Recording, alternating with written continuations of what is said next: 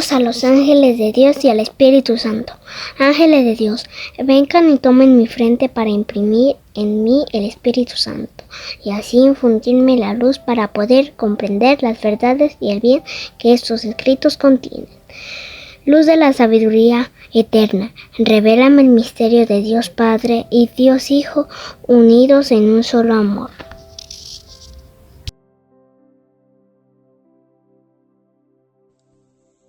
Jeremías, capítulo 38.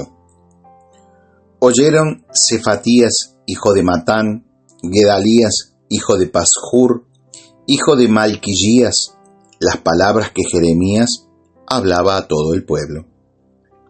Así dice Yahvé: quien se quede en esta ciudad morirá de espada, de hambre y de peste, mas el que se entregue a los caldeos vivirá, y eso saldrá ganando. Así dice Yahvé: sin remisión será entregada esta ciudad en mano de las tropas del rey de Babilonia, que la tomará. Y dijeron aquellos jefes al rey: Ea, hágase morir a ese hombre, porque con eso desmoraliza a los guerreros que quedan en esta ciudad y a toda la plebe, diciéndoles tales cosas, porque este hombre no procura en absoluto el bien del pueblo, sino su daño. Dijo el rey Sedecías: ahí le tenéis en vuestras manos, pues nada podría el rey contra vosotros. Ellos se apoderaron de Jeremías y lo echaron a la cisterna de Malquías, hijo del rey, que había en el patio de la guardia, descolgando a Jeremías con sogas. En el pozo no había agua ni fango, y Jeremías se hundió en el fango. Pero Ebed-Melech el cusita, un eunuco de la casa del rey, oyó que habían metido a Jeremías en la cisterna. El rey estaba sentado en la puerta de Benjamín. Salió Ebed-Melech de la casa del rey y habló al rey en estos términos: oh mi señor el rey, está mal hecho todo cuanto esos hombres han hecho con el profeta Jeremías, arrojándole a la cisterna. Total lo mismo se iba a morir de hambre, pues no quedan ya víveres en la ciudad. Entonces ordenó el rey a Ebed-Melech el cusita: toma tú mismo de aquí 30 hombres y subes al profeta Jeremías del pozo antes de que muera. Ebed-Melech tomó consigo a los hombres y, entrando en la casa del rey, al vestuario del tesoro, tomó allí desechos de paños y telas, y con sogas los descolgó por la cisterna hasta Jeremías. Dijo Ebed-Melech el cusita a Jeremías: jala, ponte los desechos de paños y telas entre los sobacos y las sogas. Así lo hizo Jeremías. Y jalando a Jeremías con las sogas, le subieron de la cisterna, y Jeremías se quedó en el patio de la guardia. Entonces el rey Sedecías mandó traer al profeta Jeremías a la entrada tercera que había en la casa de Yahvé. Y dijo el rey a Jeremías: yo te pregunto una cosa, no me ocultes nada. Dijo Jeremías a Sedecías: si te soy sincero, seguro que me matarás, y aunque te aconseje, no me escucharás. El rey Sedecías juró a Jeremías en secreto: por vida de Yahvé y por la vida que nos ha dado, que no te haré morir ni te entregaré en manos de estos hombres que andan buscando tu muerte. Dijo Jeremías a Sedecías: así dice Yahvé, el Dios Sebaot, el Dios de Israel: si sales a entregarte a los jefes del rey de Babilonia, vivirás tú mismo, y esta ciudad no será incendiada. Tanto tú como los tuyos viviréis. Pero si no te entregas a los jefes del rey de Babilonia, esta ciudad será puesta en mano de los caldeos e incendiada, y tú no escaparás de sus manos. Dijo el rey Sedecías a Jeremías: me preocupan los judíos que se han pasado a los caldeos. No vaya a ser que me entreguen en sus manos, y éstos hagan mofa de mí. Pero replicó Jeremías: no te entregarán, Ea, oye la voz de Yahvé en esto que te digo, que te resultará bien y quedarás con vida. Mas si rehusas a salir, esto es lo que me ha mostrado Yahvé. Mira que todas las mujeres que han permanecido en la casa del rey de Judá serán sacadas donde los jefes del rey de Babilonia, e irán diciendo, te empujaron y pudieron contigo aquellos con quienes te saludabas. Se hundieron en el lodo tus pies, hiciéronse atrás. Y a todas tus mujeres y tus hijos irán sacando a donde los caldeos, y tú no escaparás de ellos, sino que en manos del rey de Babilonia serás puesto, y esta ciudad será incendiada. Entonces dijo Sedecías a Jeremías, que nadie sepa nada de esto, y no morirás. Aunque se enteren los jefes de que he estado hablando contigo, y viniendo a ti te digan, decláranos qué ha dicho el rey sin ocultárnoslo, y así no te mataremos, como también lo que el rey te ha hablado, tú les dirás, he pedido al rey la gracia de que se me devuelva a casa de Jonatán a morirme allí. En efecto, vinieron todos los jefes a Jeremías, le interrogaron, y él les respondió conforme a lo que queda dicho que le había mandado el rey. Y ellos quedaron satisfechos, porque nada se sabía de lo hablado. Así quedó Jeremías en el patio de la guardia hasta el día en que fue tomada Jerusalén. Ahora bien, cuando fue tomada Jerusalén. Capítulo 39. En el año 9 de Sedecías, rey de Judá, el 10º mes, vino Nabucodonosor, rey de Babilonia, con todo su ejército contra Jerusalén, y la sitiaron. En el año 11 de Sedecías, el 4º mes, el 9 del mes, se abrió una brecha en la ciudad, y entraron todos los jefes del rey de Babilonia y se instalaron en la puerta central. Nergal, Sarecer, Sangar-Nebo, Sarsequim, jefe superior, Nergal-Sarecer, alto funcionario, y todos los demás jefes del rey de Babilonia. Al verle Sedecías, rey de Judá, y todos los guerreros, huyeron de la ciudad, salieron de noche camino del parque del rey y por la puerta que está entre los dos muros, y se fueron por el camino de Arabá. Las tropas caldeas les persiguieron, y dando alcance a Sedecías en los llanos de Jericó, le prendieron y le subieron a Riblá, en tierra de Hamat, a donde Nabucodonosor, rey de Babilonia, que lo sometió a juicio. Y el rey de Babilonia degolló a los hijos de Sedecías en Riblá, a la vista de éste. Luego el rey de Babilonia degolló a toda la aristocracia de Judá, y habiendo cegado los ojos de Sedecías, le ató con doble cadena de bronce para llevárselo a Babilonia. Los caldeos incendiaron la casa del rey y las casas del pueblo, y demolieron los muros de Jerusalén. Cuanto al resto del pueblo que quedaba en la ciudad, a los desertores que se habían pasado a él, y a los artesanos restantes, los deportó Nebuzaradán, jefe de la guardia, a Babilonia. En cuanto a la plebe baja, los que no tienen nada, hízoles quedar Nebuzaradán, jefe de la guardia, en tierra de Judá, y en aquella ocasión les dio viñas y parcelas. Nabucodonosor, rey de Babilonia, había dado instrucciones a Nebuzaradán, jefe de la guardia, respecto a Jeremías en este sentido. Préndele y tenle a la vista, y no le hagas daño alguno.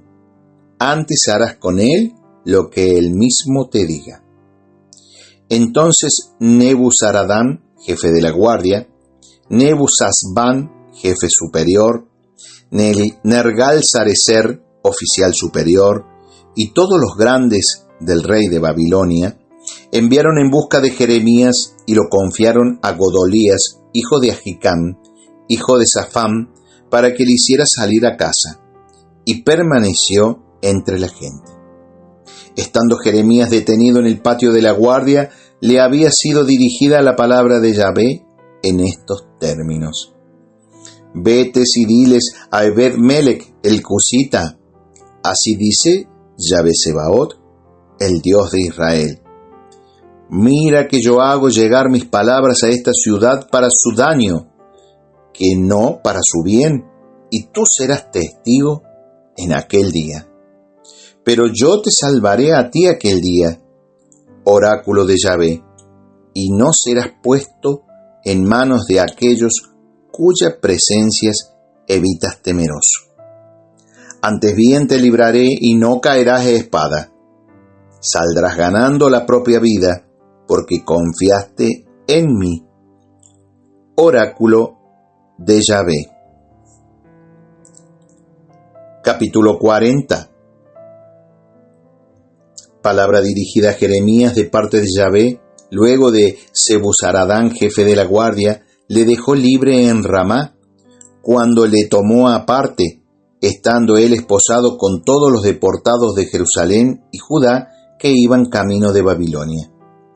En efecto, el jefe de la guardia tomó parte a Jeremías y le dijo: Tu Dios Yahvé había predicho esta desgracia a este lugar y lo ha cumplido. Yahvé ha hecho conforme había predicho, y esto os ha sucedido porque pecasteis contra Yahvé y no oísteis su voz. Ahora bien, desde hoy te suelto las esposas de tus muñecas.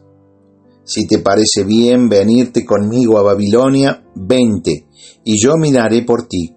Pero si te parece mal venirte conmigo a Babilonia, déjalo. Mira, tienes toda la tierra por delante. A donde mejor y más cómodo te parezca ir, vete. Aún no había dado media vuelta cuando le dijo: Vuelve a donde Godolías, hijo de Ahicam, hijo de Safán, a quien el rey de Babilonia ha encargado de las ciudades de Judá, y quédate a vivir con él entre esta gente. En suma, vete a donde mejor te acomode. Luego el jefe de la guardia le proporcionó algunos víveres y ayuda de costa y le despidió. Jeremías, por su parte, vino al lado de Godolías, hijo de Ahicam, a Mizpá, y se quedó a vivir con él entre la población que había quedado en el país. Todos los jefes de guerrilleros, así como sus hombres, oyeron cómo el rey de Babilonia había encargado del país a Godolías, hijo de Ahicam, y cómo le había encargado de los hombres, mujeres, niños y de aquella gente baja de la tierra que no habían sido deportados a Babilonia. Y fueron donde Godolías, a Mizpá, Ismael, hijo de Netanías, Johanán y Jonatán, hijo de Careaj, Seraías, hijo de Tanjumet, los hijos de Efai, el netofita, y Yasanaías de Maacá, en compañía de sus hombres. Godolías, hijo de Ahicam, hijo de Safán, les hizo un juramento a ellos y a sus hombres: No temáis ser siervo de los caldeos, quedaos en el país y servid al rey de Babilonia, y os irá bien. Por mi parte, aquí me tenéis establecido en Mizpá para responder a los caldeos que vengan a nosotros, y vosotros echad vino, mieses y aceite, metedlo en vuestras vasijas y vivís en las ciudades que hayáis recuperado. También todos los judíos que había en Moab, entre los amonitas y en Edom, y los que había en todos los demás países oyeron que había dejado el rey de Babilonia un resto a Judá, y que había encargado de él a Godolías, hijo de Ahicam, hijo de Safán. Todos estos judíos regresaron de los distintos lugares a donde se habían refugiado, y venidos al país de Judá, junto a Godolías, a Mizpá, cosecharon vino y mieses en gran abundancia. Entonces Johanán, hijo de Careaj, y todos sus jefes de guerrilleros vinieron a donde Godolías a Mizpá, y le dijeron: ¿Sabes que Baalis, rey de los amonitas, ha enviado a Ismael, hijo de Netanías, para asesinarte? Godolías, hijo de Ahicam, no les dio crédito. Entonces Johanán, hijo de Careaj, dijo a Godolías secretamente en Mizpá: Ea, iré yo y asestaré el golpe a Ismael, hijo de Netanías, sin que nadie lo sepa, porque tiene que asesinarte él a ti, lo que supondría la desbandada de todo Judá, apiñado en torno tuyo, y la pérdida del resto de Judá. Godolías, hijo de Ahicam, replicó a Johanán, hijo de Careaj: No hagas eso, porque es falso lo que dices de Ismael. Palabra de Dios, te alabamos, Señor.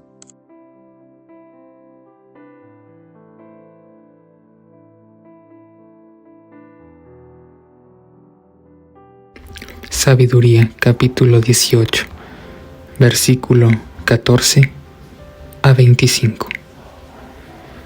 Cuando un silencio apacible envolvía todas las cosas y la noche había llegado a la mitad de su rápida carrera, tu palabra omnipotente se lanzó desde el cielo, desde el trono real, como un guerrero implacable, en medio del país condenado al exterminio. Empuñado como una espada afilada tu decreto irrevocable, se detuvo y sembró la muerte por todas partes, a la vez que tocaba el cielo, avanzaba sobre la tierra. Entonces, bruscamente, las visiones de horribles pesadillas los sobresaltaron y los invadieron terrores inesperados. Tendidos medio muertos por todas partes, hacían saber cuál era la causa de su muerte, porque los sueños que los habían agitado se lo habían advertido de antemano, para que no perecieran sin saber por qué padecían esos males. También los justos experimentaron la muerte, y una multitud fue masacrada en el desierto. Pero la ira divina no duró mucho tiempo, porque muy pronto un hombre irreprochable salió en su defensa, con las armas de su propio ministerio, la oración y el incienso expiatorio. Él afrontó la cólera divina y puso fin a la calamidad, demostrando así que era tu servidor. Él venció la animosidad divina, no con la fuerza del cuerpo ni con el poder de las armas, sino que, por medio de la palabra, hizo entrar en razón al que infligía el castigo, recordándole las alianzas y los juramentos hechos a los padres. Cuando los cadáveres yacían amontonados unos sobre otros, él se interpuso, contuvo la cólera divina y les cerró el camino hacia los que aún vivían, porque sobre sus vestiduras sacerdotales estaba el mundo entero. Sobre las 4 hileras de piedras preciosas estaban grabados los nombres gloriosos de los padres, y sobre la diadema de su cabeza estaba tu majestad. Ante esto, el exterminador retrocedió lleno de temor, ya que bastaba con una sola prueba de tu ira. Padre, te da gloria a tu Hijo en el Espíritu Santo, como era en el principio, es ahora y siempre, por los siglos de los siglos. Amén.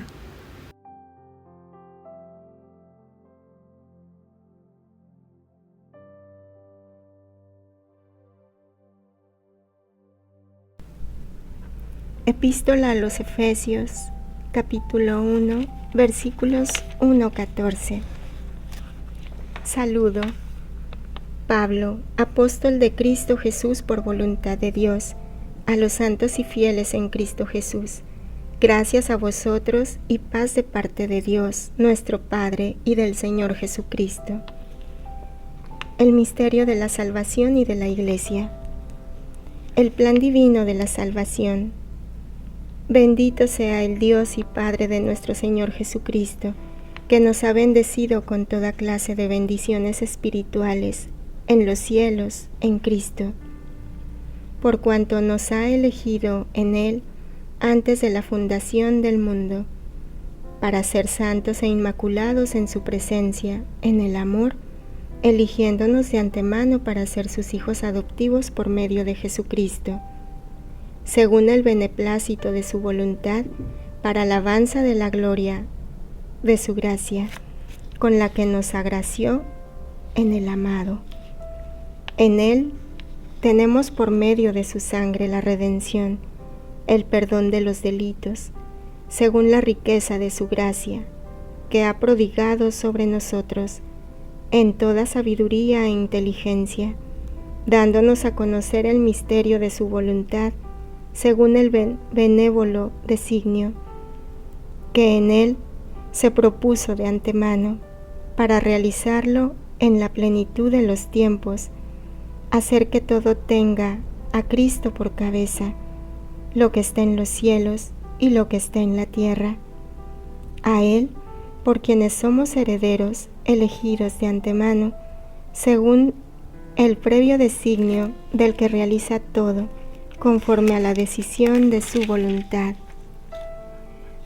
para ser nosotros alabanza de su gloria, los que ya antes esperábamos en Cristo.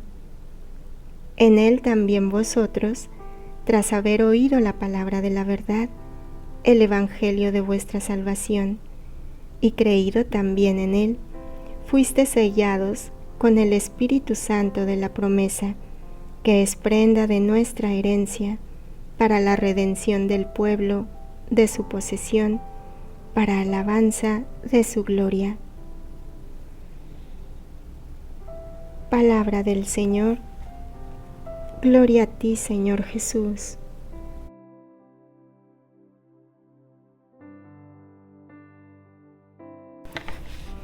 Reflexión, día 276. Al comienzo de la carta a los Efesios, San Pablo habla con frecuencia del plan de Dios.